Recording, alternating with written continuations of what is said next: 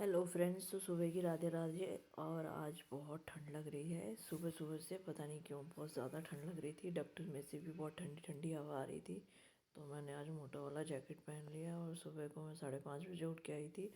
5 बजे सोचा था उठने के लिए, लेकिन मैंने सोचा कि हो जाएगा काम, थोड़ी देर लगेगी लेकिन थोड़ा सा लेट हो जाएगा काम, क्योंकि ठंडी में उठने की इच्छा नहीं हो रही थी बिल्कुल भी।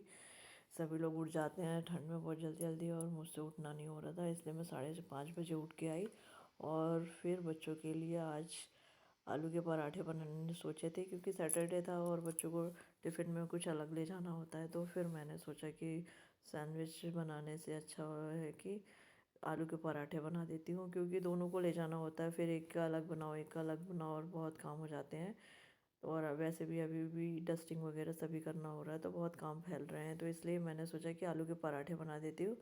और आज पति देव की भी छुट्टी रहती है, तो उनको भी नाश्ते में हो जाएंगे। तो फिर मैंने आलू धोई और धोकर कट करके चढ़ा प्रेशर कुकर में लगा दी थी, क्योंकि आलू बड़ी बड़ी थी, इसलिए मैंने प्रेशर कुकर में कट करके लगाई थी। और वैसे में छोटी भी होती है तो 2 पीस में करके लगाती हूँ, जिससे जल्दी बॉईल हो जाती है, तो इसलिए मैं अधिकतर ऐसे ही लगाती हूँ। और फिर मैंने चाय बनने के लिए दूध और पानी मिक्स करके रख दी और चाय का मसाला डाला, चाय पत्ती शक्कर डालकर, और फिर उकालाने के लिए छोड़ दिया। और उसके बाद मैंने मलाई निकाली दूध के गंज में से, क्योंकि इसमें की मलाई नहीं निकाली थी, और मैंने दूध निकाल लिया था, क्यों दूसरे भी भगोने में दूध था और इसका थोड़ा सा ही लिया था, नहीं तो क्या होता है दूध की मलाई उसमें गिर जाती है, इसलिए फिर मैंने फटाक से उसे निकाल कर अलग कर दिया। और थोड़ा सा दूध और डालने का था तो मैंने उसमें डाल दिया, और चम्मच में मलाई लगी हुई थी तो उसमें कर दी, जिससे वो मेल्ट हो जाएगी। और फिर मैंने ड्राई फ्रूट्स निकाले और फिर उन्हें छीलना शुरू किया था। ये भी एक काम रहता है, सुबह सुबह कर लो तो ठीक रहता,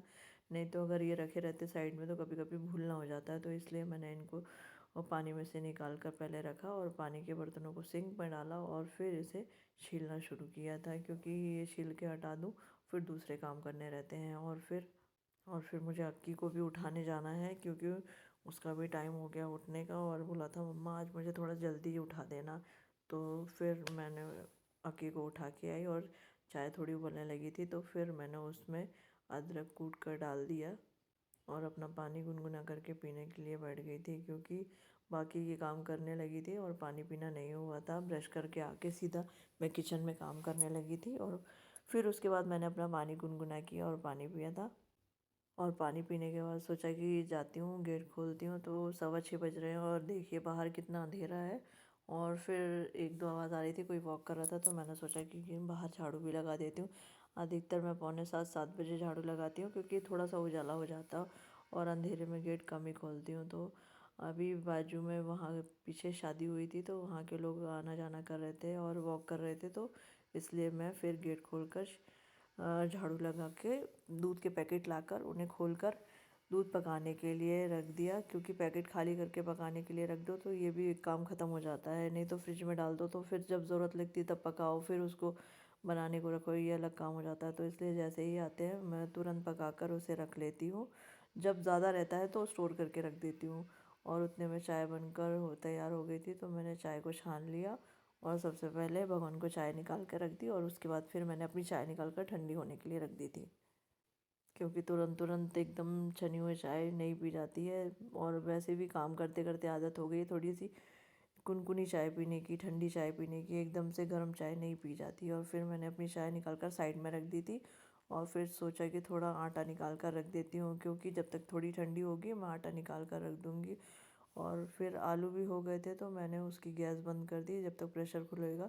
और फिर मैंने आटे में थोड़ा ज़्यादा नमक डाला था, क्योंकि आलू के पराठे बनने थे। पहले मैंने आलू के पराठे के लिए आटा लगाया और उसके बाद थोड़ा सा सिंपल आटा लगाया था, थोड़ा सा नमक डाल के, क्योंकि थोड़ी सी रोटियां भी बनानी थी, तो इसलिए मैंने थोड़ा सा सिंपल आटा भी लगा दिया था, क्योंकि ज़्यादा नमक वाला ना हो।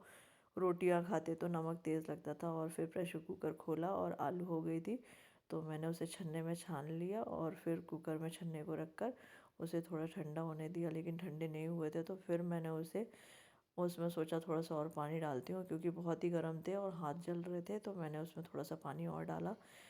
सोचा ठंडी है तो जल्दी ठंडे हो जाएंगे, लेकिन वो बहुत गर्म थे। मैंने तुरंत ही प्रेशर कुकर खोला और उठाकर छीलने लगी थी, और फिर मैंने उन्हें छील कर अलग किया।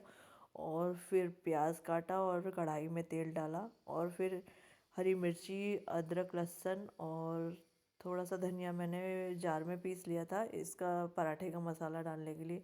थोड़ा सा मिक्स कर दो तेल में तो थोड़ा अच्छा लगता है। तो मैंने तेल डाला, थोड़ा सा ही डाला था, और राई जीरा सौंफ डाल दी तेल में। और उसके बाद फिर मैंने प्याज डाल दिया था, क्योंकि तेल हो चुका था तो मैंने साथ ही साथ सब कुछ डाल दिया और फिर थोड़ा सा होने दिया। और प्याज जब थोड़े से हो गए थे तो मैंने उन्हें चलाकर अच्छी तरीके से मिक्स कर दिया और थोड़ा सा नमक डाल दिया था, क्योंकि प्याज में नमक डाल दो तो थोड़े प्याज जल्दी हो जाते हैं, तो मैंने उन्हें जल्दी करने के लिए उसमें नमक डाल दिया था। और उसके बाद फिर मैंने हल्दी पाउडर और हरी मिर्ची का पेस्ट जो बना के रखी थी वो सब डाल दिया इसमें और अच्छे से मिक्स कर दिया था।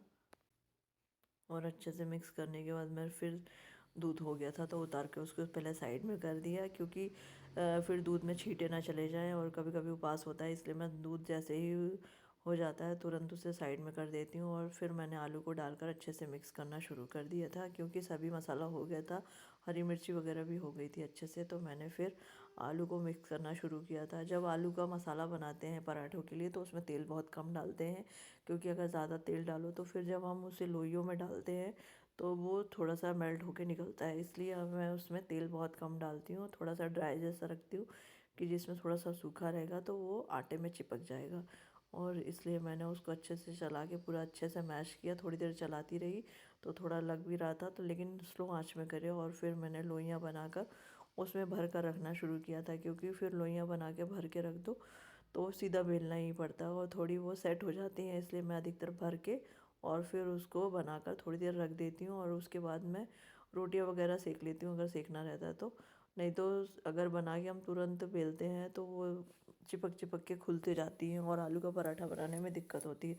तो अधिकतर मैं ये करती हूँ, बनाकर थोड़ी देर रेस्ट करने लोइयों को रख देती हूँ, उसके बाद मैं बाकी के थोड़े से काम कर लेती हूँ। और साथ ही साथ मैं हाथ से दबाकर अच्छे से थोड़ी सी गोल गोल पतली पतली हाथ की रोटी जैसे बना दे रही थी, कि जिसमें वो बेलने में थोड़ी सी आसानी हो जाए। और सारी लोइयों को मैंने इसी तरीके से किया और उसके बाद मैंने थोड़े से फुलके सेके, क्योंकि 4-5 ही रोटी सेकनी थी, ज़्यादा नहीं सेकनी थी दिन के खाने के लिए। और बाकी तो नाश्ते के लिए पराठे सेकने थे और बच्चों के लिए भी आलू के पराठे बना के रखने थे, क्योंकि स्कूल से आके भी बच्चे आलू के पराठे खा लेंगे। तो मैंने फिर पराठे ज़्यादा बनाए थे और फिर मैंने पराठों को सेकना शुरू किया था, क्योंकि मैंने 5-6 पराठे बेल बेल के रख दिए थे और फिर सीधा सेकते जा रही थी। और रोटियां जब सिक गई तो मैंने डब्बे को धोकर उसमें न्यू नैपकिन बिछाकर और उसमें सारी रोटियां और पराठे रख दिए और अक्षत का दूध और चाय दोस्त निकाल कर उसे दे दिया। कहा एक आलू का पराठा खा ले, तो अकी ने मना कर दिया, कहा कि नहीं मम्मा मुझे आप टिफ़िन में लगा दो। तो मैंने टिफ़िन में लगा दिया और कहा आके खा लेना।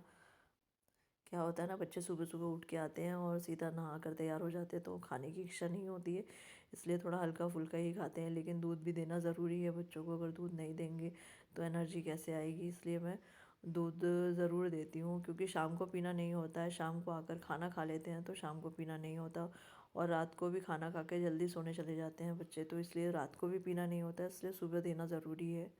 और फिर मैंने दोनों बच्चों के टिफ़िन को पैक करना शुरू कर दिया था, क्योंकि दोनों को ही आलू के पराठे लगाना था। तो मैंने फटाफट से दोनों को सेम वैसे ही पैक कर दिया। और अभी मैंने बटर पेपर लेके आई हूँ, और लेकिन टिश्यू पेपर में ही रख दिया था, ध्यान नहीं था। तो फिर मैंने थोड़ा सा ऊपर से बटर पेपर लगा दिया और फिर गैस को साफ़ करने लगी, क्योंकि गैस साफ़ करके मुझे डस्टिंग करनी थी। तो मैंने फटाफट से गैस को क्लीन किया और किचन के ओटे को अच्छे से क्लीन किया, क्योंकि ये भी काम रह गया था।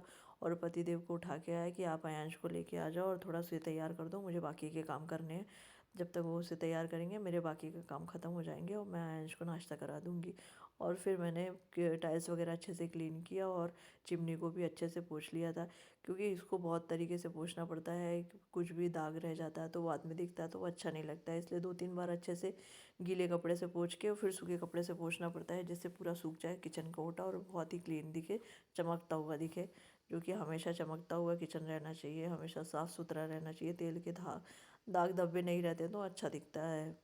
और किचन व्यवस्थित दिखता है तो सभी चीज़ सुधरी हुई व्यवस्थित दिखती हैं। क्या होता है कि यही मैसी दिखता है किचन तो लगता है कि सब कुछ फैला हुआ है, और बच्चे इतना कुछ नहीं फैलाते हैं, लेकिन किचन को भी समेटना बहुत ज़रूरी रहता है पूरे तरीके से। और फिर मैं आ गई, टेबल टॉप को अच्छे से क्लीन किया और स्प्रे डालकर पहले उसे छोड़ दिया था, फिर थोड़ा सा और स्प्रे डालकर अच्छे से क्लीन किया, क्योंकि थोड़ा सा एक बार साफ़ कर लो तो वो दिन भर साफ़ रहता है। और एक बार नहाने के पहले क्लीन करना ज़रूरी रहता है इसको, क्योंकि हम रोज़ ही हाथ वाथ धोते हैं, खाने के हाथ धोते हैं, तो तेल तेल के थोड़े से निशान निशान रह ही जाते हैं, हाथों में रहते हैं, कुछ ना कुछ दाग रह जाते हैं। बच्चे कलर्स के हाथ धोते हैं, तो इसलिए रोज़ क्लीन करना ज़रूरी रहता है, नहीं तो ये गंदा रहेगा तो फिर हाथ धोने की भी इच्छा नहीं होती। इसलिए मैं इसे हमेशा तरीके से क्लीन करती हूँ। और फिर मैंने कॉलिन डालकर मिरर वगैरह को भी अच्छे से पोंछ दिया था और नीचे के ओटे को अच्छे से क्लीन किया, क्योंकि ये भी काम एक रह गया था। हाथ मुंह वगैरह धो तो पानी आजू बाजू गिर ही जाता है और फिर उसे अच्छे तरीके से पोंछना पड़ता है। और नल को फिर मैंने कॉलिन डाल के अच्छे से पोंछा, क्योंकि उसमें भी दाग दाग हो जाते हैं, और कॉलिन डाल के पोंछ दो तो बिल्कुल शाइन मारने लग जाता है और चमक जाता है। और मिरर को भी पोंछ दिया, और मिरर को अच्छे से पोंछने के बाद मैंने कबर्ड में भी स्प्रे करके उसे भी पोंछ दिया था। अधिकतर हम साफ़ करते रहते हैं तो चीज़ें क्लीन दिखती हैं, और यही कुछ हाथ के निशान नहीं दिखते हैं। और फिर मैंने कॉलिन को रख दिया साइड में, और फिर मैं आ गई थी।